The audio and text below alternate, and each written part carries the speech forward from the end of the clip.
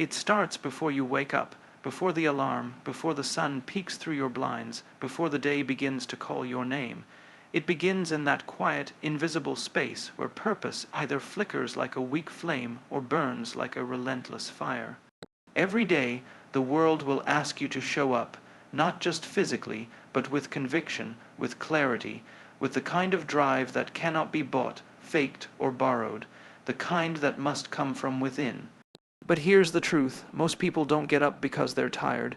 They don't get up because they're afraid. They don't get up because they've forgotten why they should. And yet, those who lead truly lead are not different in biology or background. They're not immune to fear, fatigue, or failure. What sets them apart is their willingness to stand up even when the outcome is uncertain. They understand something others do not, that the purpose comes first and the results come later. You don't need to know everything today. You don't need to have all the answers or the perfect plan or a 10-step formula. What you need is to move, to rise.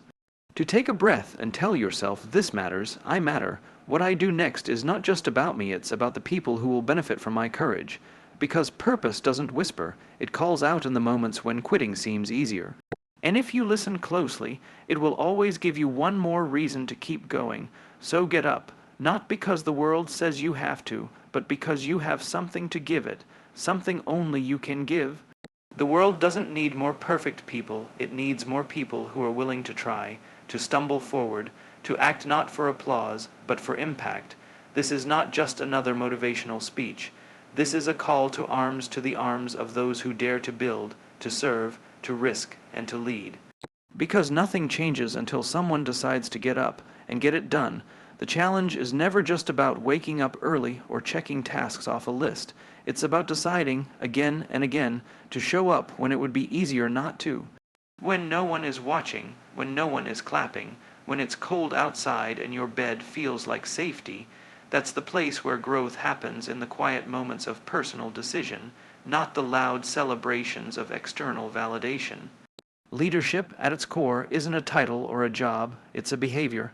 It's an instinct that says, even if I don't feel ready, I will take responsibility anyway. There will always be obstacles, uncertainty, doubt. There will be people who question your path and circumstances that try to stop your progress. That's inevitable. But progress is never the product of perfection. It's the reward for persistence. You don't have to be the most skilled person in the room. You don't need the perfect resume or the loudest voice. You only need to have the willingness to keep showing up, especially when it's uncomfortable. Especially when the finish line feels impossibly far. Because when you do, you create something powerful, momentum. Momentum doesn't come from massive, heroic actions taken once. It comes from small, consistent decisions made daily. The decision to say yes when you could have said maybe. The choice to stand when you could have slouched. The decision to ask, how can I help? Instead of what's in it for me. Leaders, true leaders, build momentum through trust. Through empathy, through the courage to go first. Because going first is hard. It's vulnerable. It means opening yourself up to criticism, rejection, or failure. But it also means leading the way for others to follow. When you move, you give others permission to move. When you rise, others rise with you. If you're waiting for perfect clarity before you act, you'll never act. If you're waiting for motivation to strike like lightning, you'll stay still for the rest of your life. Motivation is not what starts the engine. Action is. Action breeds momentum. Momentum builds belief, and belief drives you forward even when logic says to stop. You don't build a meaningful life by waiting for everything to make sense. You build it by trusting that if you move with purpose, clarity will come with the journey, so when that doubt creeps in, and it will remind yourself why you started, not just for the outcomes, not just for the goals, or the applause, or the recognition. But because deep down, you know you were made for more, not more money, not more attention, more impact, more contribution, more purpose. You weren't born to blend in, you were born to build something only you could build. That work starts not in the perfect moment, but in the moment you choose to begin. You don't have to move a mountain today. You don't have to change the world in one bold act.